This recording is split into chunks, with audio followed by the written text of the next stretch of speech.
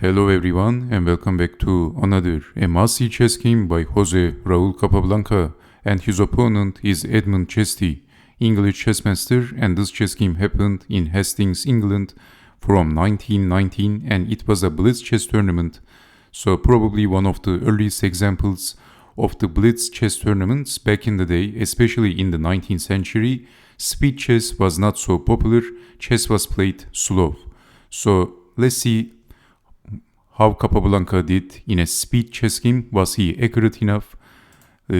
So blitz chess was also known as lightning chess, but in these days it is called as blitz chess. So let's see what happened. Capablanca starts the game with pushing the e-pawn, e5, knight to f3, knight to c6, bishop to b5, and this is the Spanish game, knight to f6, knight to c3, and it is transposing into the four knights game, bishop to b4, and both players castled, d3, d6, bishop to g5, and then capturing the knight and damaging the pawn structure of Capablanca, queen to e7, rook over, knight back, d4, and then pinning the knight, pushing the pawn, asking a question, bishop goes back, and Capablanca is pushing the pawn, and we have bishop goes back, so Capablanca pushed the g-pawn in front of the king, and you can see that Capablanca also has a damaged pawn structure, but so far the engine says actually white is doing pretty well.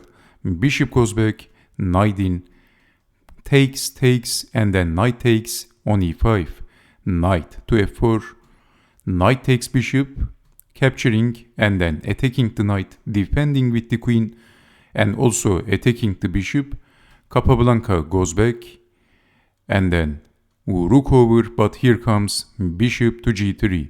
Well, black is defending easily, g5, but now Capablanca played a very important move. He pushed the h-pawn and undermining the knight. Knight to h7, capturing, and how to defend the knight. So it already looks like the human chess machine is much better. So Capablanca's nickname was the human chess machine. Knight takes on g5, queen takes on f4, exchanging, but now here comes knight check. So this is forking the king and the rook. And then capturing the rook, rook takes on e1, and black has the exchange, but Capablanca has the bishop pair.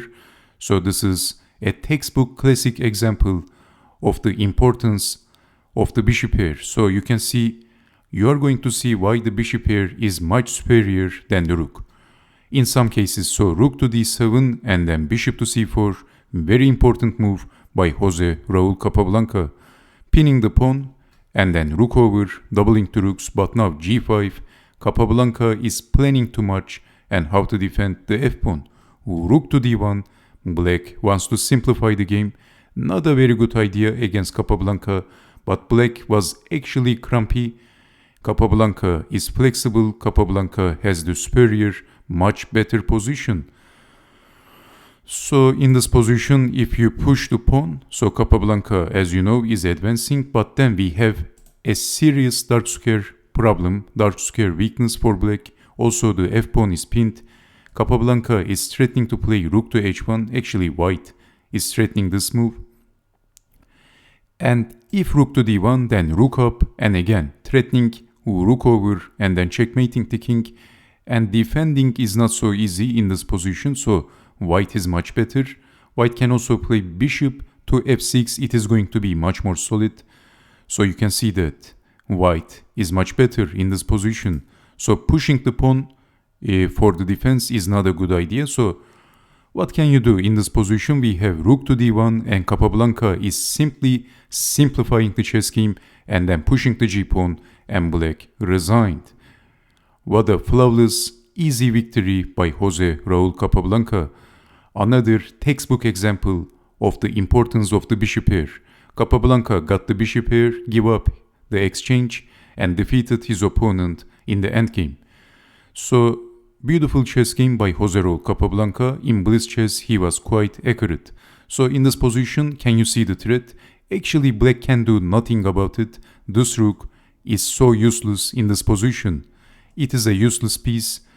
So white is threatening to capture the pawn, and then that's all she wrote for black. So let's play a random move. Actually, there is nothing you can do in this position. Then white is simply going to take king over and then bishop to e6. So in this position, let's say pushing the pawn, and then, so as you can see, not allowing rook to d7. So attacking the pawn, so defending the pawn. But then what would you do in this position if you had the white pieces? Actually, white has a winning move. So of course this is winning for white, but which move is the strongest move? Actually, you can play bishop to c7. This move is very good because this allows pushing the pawn, supporting the bishop, and then bishop is going back, checking the king, and there is no sensible defense. So a random move, actually you can't do nothing in this position as black. So rook to d2 and then pushing the pawn, and that's all over for black. So king to e7 is a must, and then checking the king, and then exchanging this is check, and then promoting the queen, and that's all over for black. What a beautiful chess game by Raul Capablanca. And this was a blitz chess game, probably one of the earliest examples of blitz chess tournaments. It was played in Hastings, England. So thank you very much for watching, and I hope to see you next time. Take care and bye bye.